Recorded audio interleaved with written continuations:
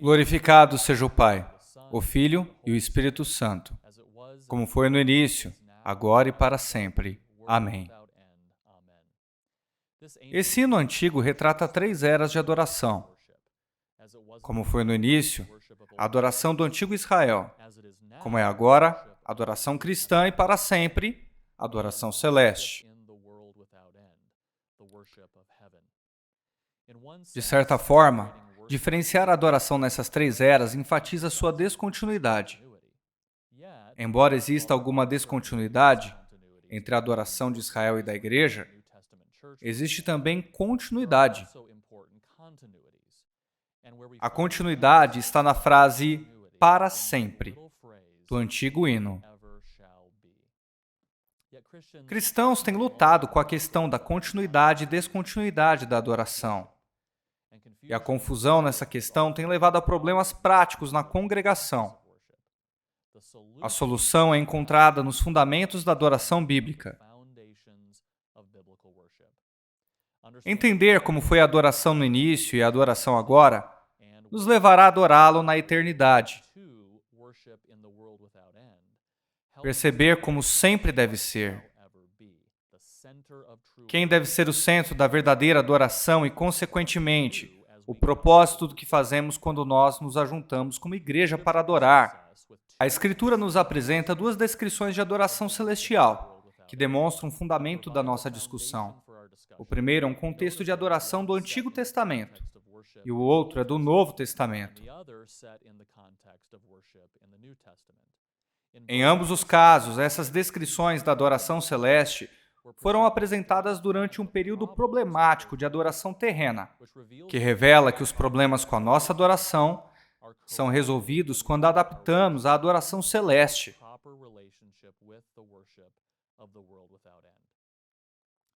Isso certamente era verdade para o povo de Israel durante o reino de Salomão, e especialmente no reino dividido. O povo de Deus deixou a pura adoração a Deus e caiu em sincretismo religioso e idolatria generalizada. Mesmo reinos nobres, como de Uzias, começaram a adorar de maneira presunçosa, em desacordo ao explícito mandamento de Deus. Entrando no santuário sem autorização. Não é coincidência de que a morte de Uzias é o contexto da visão celestial de Isaías sobre a adoração no céu. Isaías 6, 1-13. De certa forma, esse era o lembrete divino da verdadeira realidade de adoração, em que a terra deveria se basear. Deus chamou Isaías para ir até o templo celeste, onde ele viu o Senhor Deus assentado sobre um alto e sublime trono, conforme diz o verso 1. Ao redor do trono estavam os serafins cantando: Santo, Santo, Santo, é o Senhor dos exércitos. Toda a terra está cheia da sua glória. Ao vislumbrar Deus com todo o seu esplendor, Isaías reconheceu o seu próprio pecado e indignidade de estar diante da presença de Deus em seu templo. Isaías, como sacerdote, sabia disso e reconheceu seu pecado. Ele confessa: estou perdido, porque sou um homem de lábios impuros e habito no meio de um povo de impuros lábios. Os meus olhos viram o Rei, o Senhor dos exércitos. Isaías 6, 5 e 6. Deus não expulsou Isaías do templo por causa de sua incredulidade. Deus proveu um meio de expiação. Um dos serafins pegou uma brasa viva do altar e tocou os lábios de Isaías, dizendo: Isto tocou os teus lábios e a tua iniquidade foi tirada, e expiado está o teu pecado. Agora Isaías era bem-vindo à presença de Deus pelos meios que ele mesmo proveu. E estando apto à presença de Deus, ele pôde ouvir uma voz do céu, lhe dando uma mensagem, da qual o profeta fez questão em obedecer. E Deus o envia com uma mensagem de exortação e bênção à nação de Israel. O conteúdo da mensagem era para que eles se submetessem à exortação de Deus e se comprometessem com ele.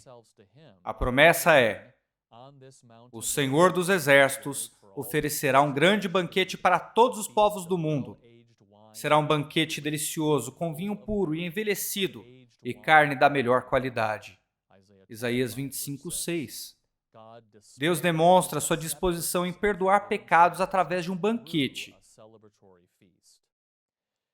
Essa realidade de adoração celeste contém um padrão teológico que deveria corrigir a adoração idólatra e sincrética do povo de Deus. Deus se revela e chama seu povo à adoração. O povo reconhece seu pecado e pede perdão a Deus. Deus provê a expiação. Deus prega a sua palavra. O povo de Deus se compromete com ele e o Pai finalmente oferece um banquete. A mensagem e visão de Isaías devia corrigir a adoração idólatra do povo. Mas claro que os duros de coração não ouviram e nunca experimentaram as bênçãos grandiosas que Deus havia preparado para eles, caso se arrependessem. No livro de Apocalipse, Deus deu ao apóstolo João uma visão parecida do templo do céu. Assim como Isaías nos tempos do rei Uzias, não coincidentemente, essa visão surgiu em um tempo em que a adoração terrena estava um caos. Mesmo uma nobre igreja como a de Éfeso havia perdido seu primeiro amor, e a igreja de Laodiceia tinha se tornado morna. A visão de João, como a de Isaías, contém um padrão teológico que deveria modelar e corrigir a adoração terrena.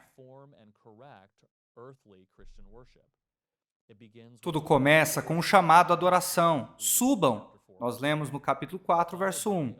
Seguido de uma visão do próprio Deus e anjos cantando o hino trinitário, no verso 8. E hinos de louvor à criação, no verso 11. Então temos a apresentação do rolo. Ninguém é digno de abri-lo, conforme mostra o início do capítulo 5, versos 1 a 4. Exceto o Cordeiro, que foi imolado, aquele que expiou os pecados e resgatou o seu povo, conforme os versos de 5 a 12. Os adoradores celestiais respondem com uma doxologia e o amém dos 4 seres viventes nos versos 13 e 14. O restante do livro de Apocalipse revela o mundo de Deus como aberto progressivamente à medida que ele promulga seus planos para a humanidade. E a resposta do povo de Deus é o seu serviço e adoração. Vemos isso no capítulo 6 até o 19. O livro chega ao seu ápice no casamento do Cordeiro com a noiva, quando uma grande multidão canta, Aleluia, porque o Senhor, nosso Deus, o Todo-Poderoso, reina. Alegremo-nos, exultemos a Ele e demos glória, pois chegou a hora do casamento do Cordeiro e a sua noiva se preparou. Ela recebeu um vestido do linho mais fino, puro e branco. Esse, finalmente, é o cumprimento do prometido em Isaías para os que esperam no Senhor. O templo celestial descerá, e é a primeira vez que a plena vontade de Deus para o seu povo acontece. Vejam, o tabernáculo de Deus está no meio de seu povo. Deus habitará com eles, eles serão meu povo. O próprio Deus estará com eles. Apocalipse 21, 3. O propósito da humanidade era a comunhão na presença de Deus para a sua glória. E naquele dia, o propósito se cumprirá. O padrão teológico de adoração em Apocalipse é o mesmo descrito na visão de Isaías. Deus revela a si mesmo, chama o seu povo à adoração, o povo de Deus se compromete e pede perdão a Deus, Deus providencia a expiação, Deus declara a sua palavra, o povo de Deus responde com comprometimento e um banquete é ofertado. Essas duas visões de adoração na eternidade estabelecem alguns fundamentos necessários à compreensão da continuidade e descontinuidade da adoração terrena. Primeiro, as similaridades entre a adoração celestial e a visão de Isaías e de João revelam que essa adoração é eterna. A realidade da adoração eterna é como no início, e como sempre deve ser. A visão de João no céu é após a vida, morte, ressurreição e ascensão de Cristo. Isso eleva o Cordeiro de uma forma dramática, como não revelada na visão de Isaías. Mas mesmo assim existe uma expiação providenciada em Isaías, baseada no servo sofredor, que foi morto pelas nossas transgressões e iniquidades. Esse é o âmago e a essência da adoração celestial. Ambos os casos são iguais. Em segundo lugar, a adoração humana não é algo novo para nós, única de nós, ou vinda de nós. A adoração está para sempre na eternidade. Quando adoramos, estamos entrando em terreno eterno. Terceiro, não entramos em adoração pela nossa própria iniciativa ou mérito, mas somente pelo convite de Deus e sobre sua obra expiatória. Em ambas as eras, Deus chama os pecadores ao seu templo. Eles não buscavam ou iniciavam o encontro. Em ambas as eras, a aceitação na presença de Deus é permitida apenas depois que a culpa do pecador é expiada, pelos meios em que o próprio Deus providenciou. Em quarto, o padrão teológico da adoração celestial em ambos os casos demonstra um chamado inicial de Deus e sua obra expiatória que permite os pecadores estarem em sua presença. O padrão é revelação, adoração, confissão, propiciação, instrução, dedicação e comunhão, que dão um contorno da adoração celestial que magnifica a verdadeira realidade de adoração eterna e a única da qual os pecadores podem participar. Consequentemente, em quinto, a adoração não é o que fazemos para Deus, mas uma reconstituição do que Deus fez por nós. Tudo a respeito da adoração eterna vista por João e Isaías foi iniciada por Deus, providenciada por Deus e modelada pelo seu relacionamento com o seu povo. Deus é o ator principal. Todos os atos de adoração são uma resposta à obra de Deus e, de fato, uma reconstituição de sua obra expiatória. Então, qual é a relação dessa adoração eterna e a adoração terrena? Ambas, como foi no início do Antigo Testamento e agora no Novo.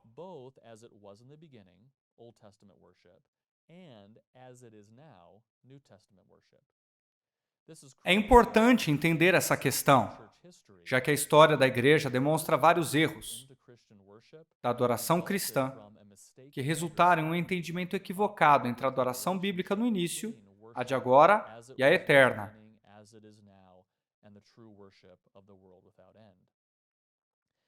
A adoração celestial, revelada na visão de Isaías, devia ser uma correção para a falsa adoração de Israel, porque a sua própria adoração continha o mesmo padrão teológico verdadeiro da adoração celestial. Os padrões de adoração estabelecidos por Deus no Monte Sinai não foram arbitrários. A ordem de adoração prescrita por Deus reflete a teologia celestial na qual a Assembleia de Deus reconstituiria, pela ordem que receberam, a ordem expiatória de Deus por eles. O encontro no Sinai começou com a iniciativa de Deus. Deus chamou Moisés na montanha. Êxodo 19:5. É o próprio Deus que chama Moisés, Arão, os anciãos e o povo para se aproximarem e adorá-lo. O povo, no entanto, precisava manter distância, enfatizando o fato de que o pecado não pode se aproximar de Deus. Por essa razão, essa reunião de adoração no Monte Sinai continuou somente com a consagração do povo. Moisés apresentou a lei de Deus para o povo como uma forma de enfatizar sua própria pecaminosidade. Então, ele oferece os sacrifícios necessários para a expiação, a fim de que eles pudessem ser aceitos. Deus comunicou sua aprovação e aceitação baseada no sacrifício expiatório quando os líderes do povo de Deus viram Deus de Israel, e ele não se levantou contra eles. Outra atitude da aceitação de Deus para com o povo é que eles se juntam a Deus para comida e bebida. Comer e beber diante da presença de Deus é uma afirmação poderosa de que o povo conseguiu aprovação diante dele, não pelo seu próprio esforço, mas pelos meios que ele estabeleceu. Esse primeiro culto de adoração seguiu uma progressão que se tornou padrão para o povo de Deus naquele tempo em diante. Esse mesmo padrão de adoração caracteriza os sacrifícios dentro das assembleias do tabernáculo, da oferta pelos pecados, a oferta pela culpa, a oferta queimada, oferta de grãos e oferta de paz. A mesma estrutura aparece na dedicação do tabernáculo em Levítico 9, e mais adiante no Templo de Salomão em 2 Crônicas 15 a 17.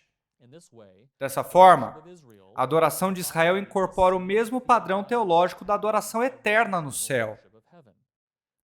Deus revela a si mesmo e chama o seu povo à adoração.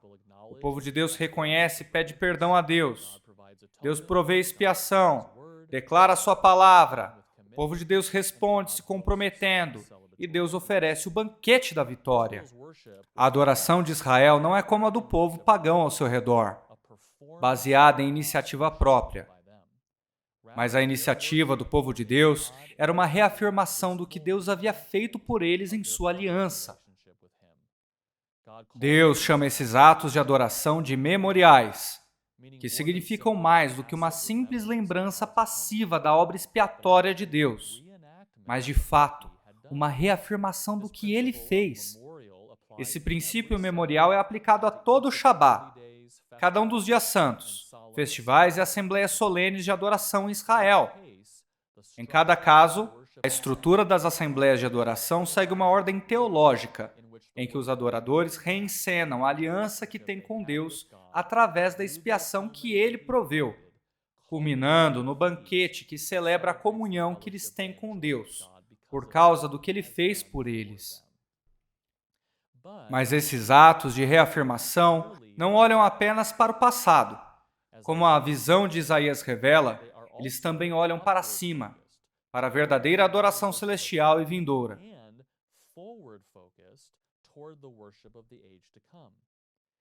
Nas palavras do teólogo Alan Ross, essas práticas de adoração eram uma evocação à esperança da glória. Essa teologia de adoração terrena reflete a verdadeira adoração no céu, para que, participando da terrena, os adoradores pudessem ser realinhados com a verdadeira realidade, a realidade da adoração celestial. Isso revela o poder da adoração corporativa, que padroniza a realidade presente do povo como aqueles que são participantes da adoração futura.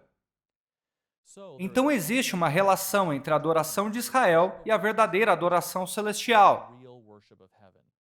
Mas também é essencial que reconheçamos as formas externas e físicas da adoração de Israel, que eram apenas sombras da realidade futura. Mas, no tempo presente, quando as sombras ganham imagem, o que sobra é a verdade. Uma realidade teológica e espiritual, padronizada à adoração celestial.